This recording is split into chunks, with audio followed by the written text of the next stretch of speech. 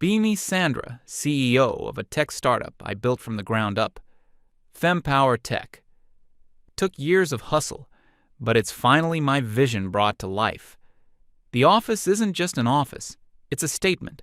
Clean white walls, minimalist furniture, lots of plants. We have posters with quotes like, "A woman's place is in the C-suite."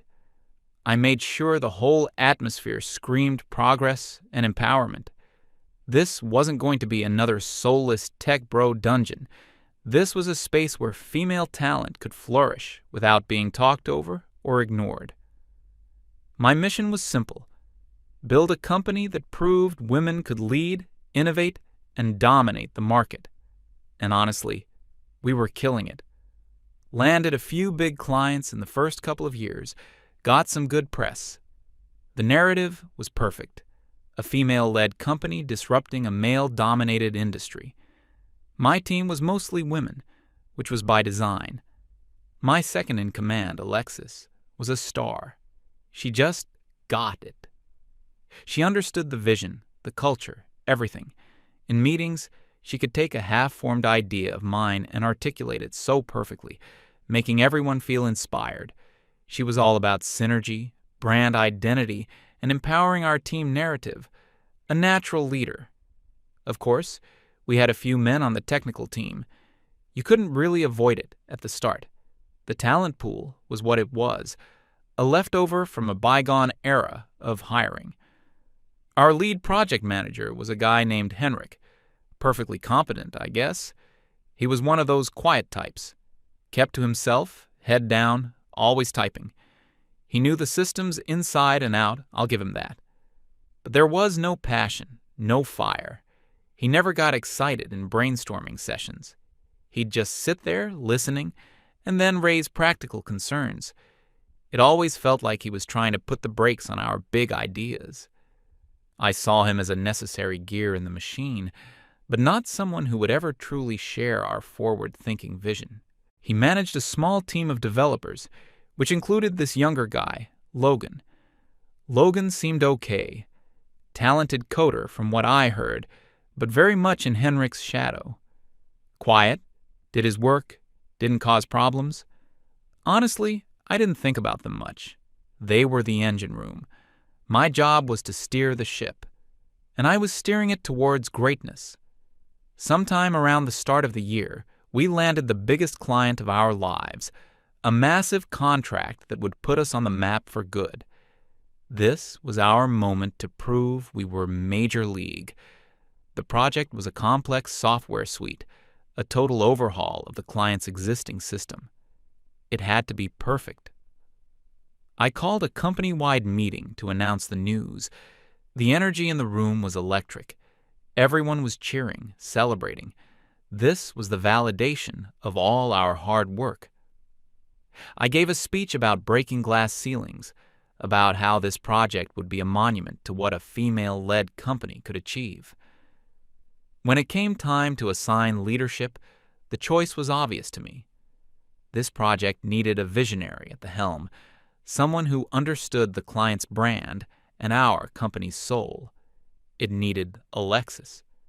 I announced her as the project lead. The women in the room erupted in applause. Alexis was beaming. It was a perfect moment. I remember glancing over at Henrik. No reaction. Just that same neutral, unreadable expression. He didn't clap. Later that day, he requested a brief meeting with me. He came into my office, closed the door. He wasn't aggressive or anything. That wasn't his style. He just stood there and calmly stated that while he respected my decision, Alexis had no experience managing a technical project of this scale. He pointed out that the architecture was incredibly complex and required a deep understanding of the legacy code. He suggested that maybe he could co-lead with her, handling the technical implementation, while she handled the client-facing side. I listened patiently. When he was done, I smiled. I told him I appreciated his concern, but that this was a new era for FemPower Tech. We needed to move past the old ways of thinking, where only people with a specific kind of technical background were seen as leaders. This project was about vision, and Alexis had the vision. I told him his job was to support her, to provide his technical expertise so her vision could be realized. He just nodded slowly. He said, "Understood," and walked out. Looking back, I felt a surge of pride. I had handled that perfectly. I hadn't let his subtle attempt at undermining a female leader succeed. I was fostering a new type of leadership. The first month of the project was all about planning. Alexis was in her element. She created beautiful slide decks, organized ideation workshops, and filled our calendars with meetings about agile synergy and user-centric narratives. The client loved her. She was charming and spoke their language. Meanwhile, the tech team was supposed to be mapping out the core architecture. I noticed Henrik seemed stressed. In one of our weekly check-ins, Alexis mentioned that the tech team was being a little resistant. She said they were getting bogged down in minor details instead of embracing the big picture. I told her to stay strong and not let them derail her. I trusted her judgment completely. A few weeks later, the first deadline was missed. It wasn't a major one, just an internal milestone for the first module. Alexis explained it in a leadership meeting. She said the tech team had overestimated their initial velocity and were struggling to adapt to a more dynamic workflow. It sounded reasonable. Hiccups happen. I asked Henrik for his perspective. He just said, "We needed clearer technical specs. The requirements kept changing." I saw it as a classic case of deflecting blame. Instead of taking responsibility for his team's speed, he was pointing fingers at the leadership. It was a bit disappointing, a sign of that old-school toxic mindset. I backed Alexis up, of course. I told Henrik that in a fast-paced environment, adaptability is key, and that he and his team needed to be more flexible. The project moved on, but the problems didn't stop. More deadlines slipped. The client, who had been so happy at the start, was starting to sound concerned in their emails. Alexis assured me she had it under control. She said the team was just experiencing some growing pains. She started holding more meetings, daily stand-ups, afternoon check-ins, end-of-day summaries. She believed the problem was a lack of communication. The developers, especially Logan, started looking exhausted. I'd walk by their desks and see them just staring at their screens, looking drained. Henrik's corner was always dead silent, just the sound of keyboards clicking. I interpreted their silence as sullenness, a resistance to the new, more collaborative culture Alexis was trying to build. It felt like they were quietly protesting her leadership. The tension was getting thicker. One afternoon, I was walking back from the kitchen and overheard Logan talking to another developer. He sounded frustrated. He was saying something about how they'd spent all morning in a meeting discussing the emotional journey of the user when a critical database query was failing and no one had given them the time to fix it. I stepped around the corner. I didn't say anything, just gave him a look. He immediately shut up and went back to his desk. This was bad. This was the exact kind of negativity that could poison a team. It was clear that the male developers were creating a toxic subculture of complaint within the company. They just didn't want to be led by a woman like Alexis. It was that simple. The breaking point came about 3 months into the project. We had a major demonstration for the client. We were supposed to show them the first fully functional pillar of the new software. Alexis had spent 2 weeks preparing the presentation. It was beautiful. She had graphics, mock-ups, a whole narrative built around it. The client team was on a video call, all their executives watching. Alexis started the demo. She clicked a button to execute the main function, and nothing. An error message popped up on the screen. It was just plain, ugly text. Fatal error. Null pointer exception. Alexis froze. She started clicking frantically, trying to refresh the page. The error message just stared back. The silence on the call was deafening. The client's CTO cleared his throat and asked what the problem was. Alexis started stammering. She said it must be a temporary glitch with the demo server.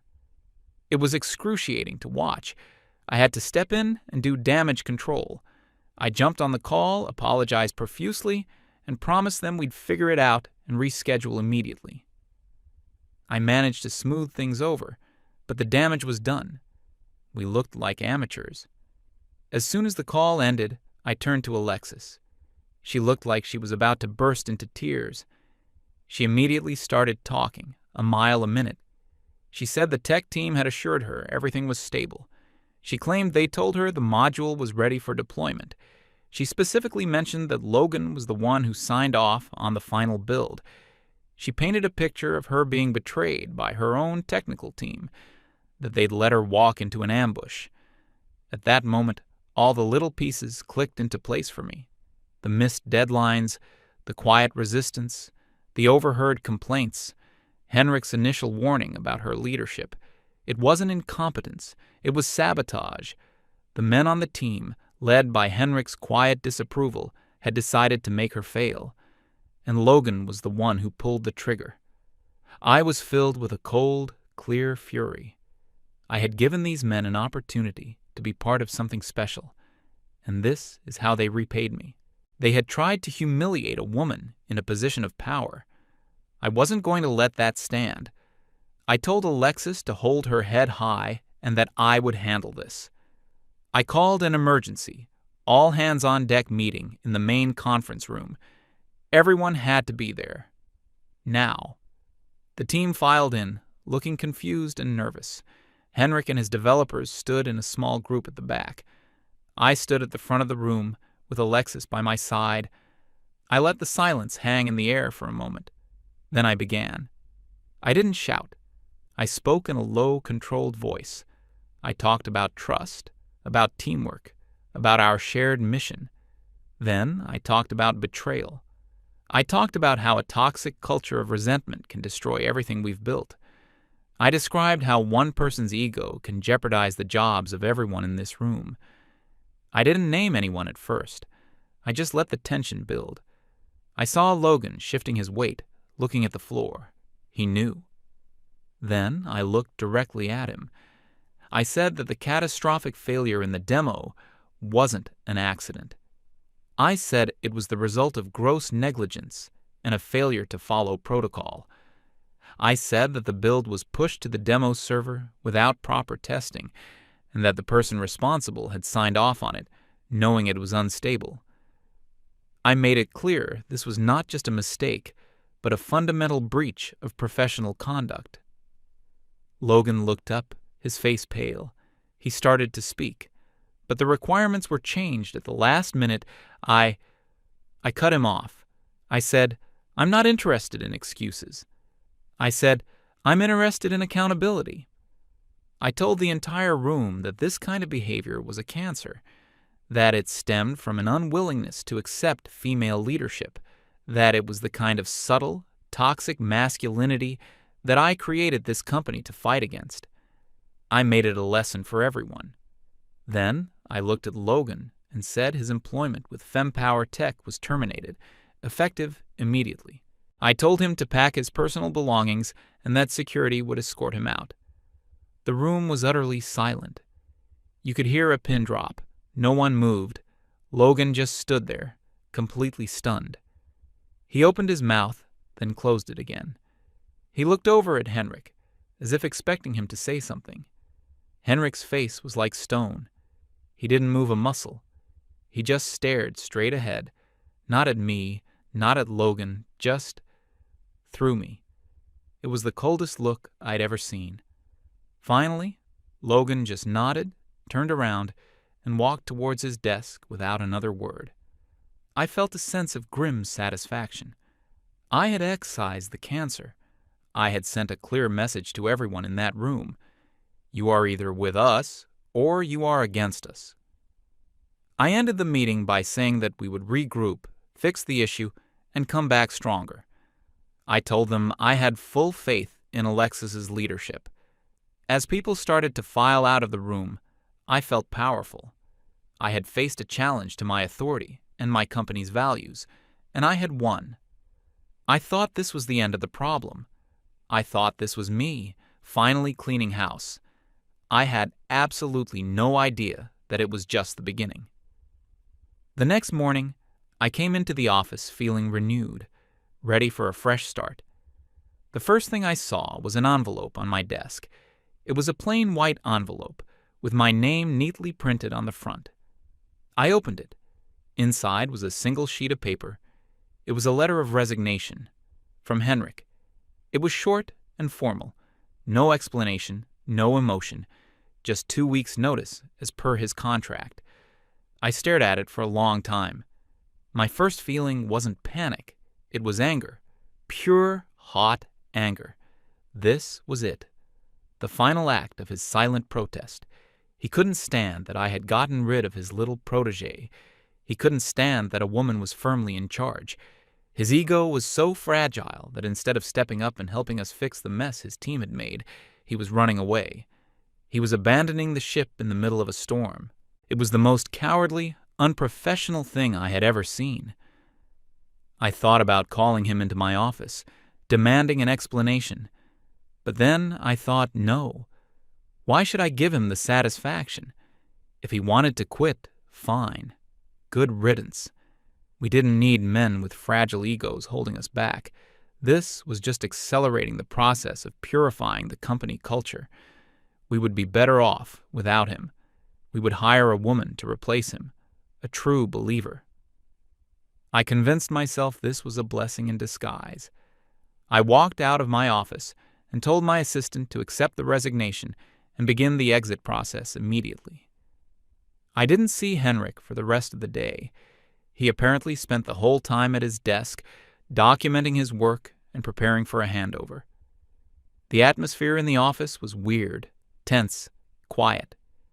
The other 2 male developers on Henrik's former team were practically ghosts. They didn't talk to anyone. They just typed. At the end of the day, one of them, a quiet guy who mostly did back-end work, walked up to the HR manager's desk. He handed her an envelope. Then he went back to his desk, packed up his small box of personal items, and walked out the door. He didn't even say goodbye to anyone. The HR manager came to my office, looking worried. She told me he had just quit, effective immediately. He was foregoing his notice period. Now I was starting to feel a little uneasy. This wasn't just Henrik anymore. This felt coordinated. The next day, the last remaining male developer did the exact same thing. Resigned at the end of the day. No notice, just gone. Within 48 hours, my entire male technical staff, with the exception of one very junior IT support guy, had vanished. It happened so fast. No drama, no shouting matches, no angry emails, just a quiet, organized, and total exodus. It was unnerving. Alexis and I had a meeting to discuss the situation. She was trying to spin it positively. She said this was a great opportunity, a chance to rebuild the tech team from scratch, with people who were truly aligned with our values.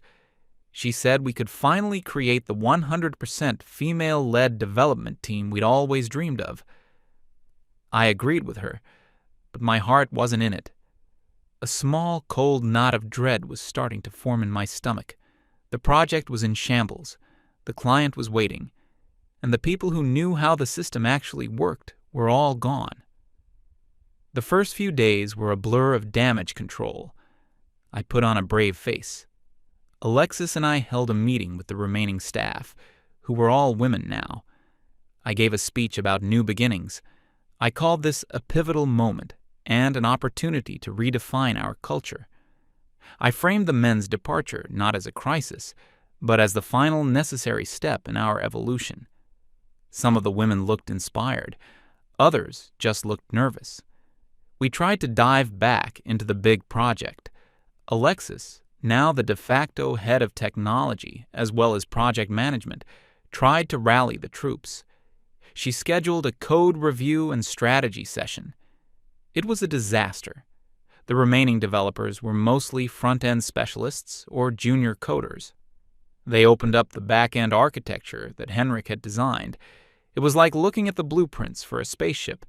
It was elegant, complex, and utterly incomprehensible to them. Henrik had left documentation, pages and pages of it.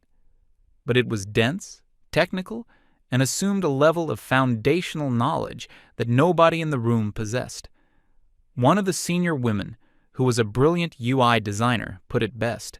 She said, "I can understand the words, but I have no idea what they mean in practice. This is a whole other language." Alexis tried to power through. She kept saying things like, "Let's think outside the box," and "What would a user-focused solution look like?" The developers just stared at her blankly. The problem wasn't the user. The problem was that the entire database was built on a series of interconnected services they didn't know how to maintain. The first real crisis hit about a week later. Our main legacy product, the one that paid the bills, went down. Just stopped working. Customers started calling. Emails flooded our support inbox. It was an all-hands-on-deck emergency. The developers spent hours staring at server logs, trying to figure out what went wrong. Alexis kept circling the room, asking for updates, which only made everyone more stressed. After about half a day of chaos, they found the problem. A critical service had failed to restart after a routine server update. It was something Henrik probably could have fixed in 5 minutes. It took our team 6 hours. 6 hours of downtime. We lost money, and, more importantly, we lost client trust. That was the moment the fake optimism started to die. The next couple of months were a slow-motion catastrophe. Every week there was a new fire to put out. A bug here, a server crashed there. The big project was completely abandoned. We didn't have the manpower or the expertise to even look at it. We were just trying to keep the lights on, to keep our existing products from falling apart completely. The company culture, which I had been so proud of, turned toxic in a different way. The initial sense of female solidarity evaporated under the constant stress. Team members started blaming each other for mistakes. Alexis's leadership style, which had seemed so visionary before, now just seemed hollow. She couldn't motivate people to do work they weren't qualified to do. Her solution to every problem was another meeting, another brainstorming session, which just took people away from the actual desperate work of trying to keep the system running. I started working later and later, fueled by coffee and a growing sense of panic. In my mind, I was still blaming the men who had left. This was their fault. They had built a system that was deliberately overcomplicated, a boys' club of code that only they could understand. They had left it in a fragile state on purpose. Their departure wasn't a resignation. It was an act of industrial sabotage. This was the narrative I clung to. It was the only thing that made sense. The final nail in the coffin came on a Tuesday. I remember it was raining. Our biggest client, the one from the failed project, officially terminated their contract. They had been patient, but their patience had run out. The news hit the office like a shock wave. That contract represented nearly half of our projected annual revenue. I ran the numbers that night, sitting alone in my office as the rain hammered against the window. The conclusion was unavoidable. At our current burn rate, with our current revenue, FemPower Tech would be bankrupt in 6 months, maybe less. I felt a profound, soul-crushing despair. Everything I had built was turning to dust. I finally had to admit the truth to myself. The current team, for all their talent in other areas, could not solve this problem. Alexis couldn't solve it. I couldn't solve it. We needed senior engineers, experts, people like Henrik. It was a bitter pill to swallow. I had to betray my own ideals to save my company. The next day, I met with HR and Alexis. I told them we were opening up new positions for senior software engineers. I said we needed to find the absolute best talent on the market, no matter what. I emphasized that we would pay top dollar, well above the industry average. We drafted the job descriptions. We made sure to include all the right buzzwords about our dynamic, inclusive, and forward-thinking culture. We posted the ads everywhere: LinkedIn, Glassdoor, major tech job boards. Then we waited and waited. A week went by. The applications started to trickle in. They were not good. We got recent boot camp grads. We got people with no relevant experience. We got one guy whose entire resume was managing a pizza restaurant. But we got 0 applications from senior engineers. Not one. HR was confused. She said with the salary we were offering, we should have been flooded with resumes. Another week passed. Same thing. It was bizarre. It felt like we were invisible. How could every single qualified engineer in the city be ignoring these positions? Alexis suggested our branding might be the problem. Maybe FemPower Tech was scaring men away. I refused to believe that. It was our strength, our identity. But the desperation was growing. The business was bleeding money every single day. I started to feel like I was going crazy. Was there some kind of secret blacklist? Had Henrik and the others gone to every good developer in the city and told them not to work for us? It seemed paranoid, but it was the only explanation I could think of. The moment of clarity, if you can call it that, came on a Friday night. I was the last one in the office, as usual. I was staring at the job posting on my screen, at the big fat 0 next to qualified applicants. I was completely out of ideas. And then a thought popped into my head, so simple I couldn't believe I hadn't had it before. What if the problem wasn't the job market? What if the problem was us? What were people actually saying about my company online? My hands felt cold as I opened a new browser tab. I hesitated for a second, then typed FemPower Tech Reviews into the Google search bar. The first link was to our Glassdoor page. I clicked it. The overall rating was 1.2 stars. My stomach dropped. I started to read the reviews, starting with the most recent ones. The first one was from an anonymous former employee. A textbook example of how good intentions can curdle into a toxic, discriminatory environment. The CEO promotes an ideology of female empowerment, but in practice, this means that competence, merit, and due process are thrown out the window. Men are treated with suspicion, their contributions are minimized, and they are used as convenient scapegoats for the failures of the CEO's unqualified inner circle. Avoid at all costs if you are a man who values your professional dignity. I felt a prickle of defensive anger. This was just a disgruntled employee. Sour grapes. I scrolled down to the next one. It was from Logan. He had used his full name. I was publicly fired here without any investigation or chance to defend myself. I was blamed for a project failure that was a direct result of mismanagement from the top. The CEO uses accusations of toxic masculinity as a weapon to silence technical concerns and punish anyone who questions her chosen favorites. The work environment is not just unprofessional, it's a psychological minefield. They will destroy your reputation to protect their narrative. My hands started to shake. This was a lie. He was twisting what happened. Then I saw the review from Henrik. It was long, detailed, and written in the same calm, dispassionate tone he used in person. It was the most devastating thing I had ever read. He didn't use emotional language. He just listed facts. He described the project, the assignment of an unqualified lead, the constant changing of technical requirements by management, and the disregard for his team's professional warnings.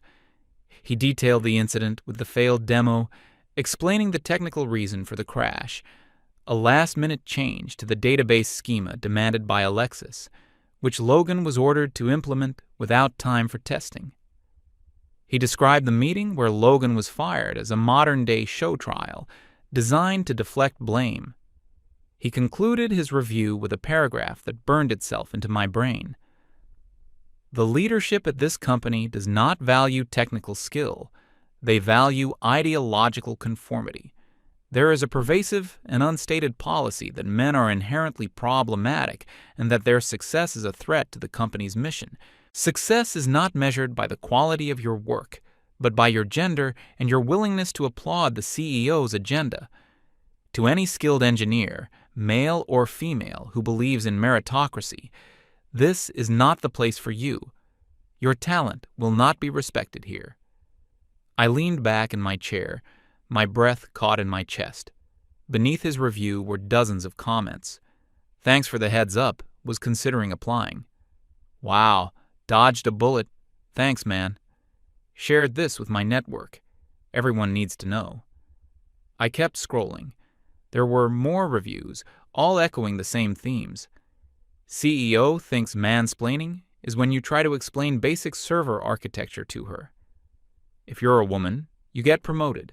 If you're a man, you get put on a performance improvement plan. The quietest, most hostile work environment I've ever been in. I was reading a detailed autopsy of my own company, written by the people I had driven out. Every single one of my assumptions was wrong. It wasn't sabotage, it was self-preservation. They hadn't quietly resisted. They had quietly endured until they couldn't anymore. Their exodus wasn't an act of cowardice. It was a vote of no confidence. They weren't a toxic element I had bravely excised. They were the load-bearing walls of the entire structure, and I had personally demolished them one by one with a sledgehammer of my own self-righteous ideology. I looked around the empty office, my perfect, progressive, female-led workspace. It wasn't a sanctuary. It was a tomb. The posters on the wall seemed to be mocking me. All this time, I thought I was fighting against the system, against the patriarchy, against toxic masculinity. But the real toxicity, the real prejudice, the real irrational bias, it had been mine all along. I stared at the screen, at Henrik's calm, factual takedown of my entire world, and for the first time in a long, long time, I had no one else to blame. I had built my perfect world, and I had burned it to the ground all by myself.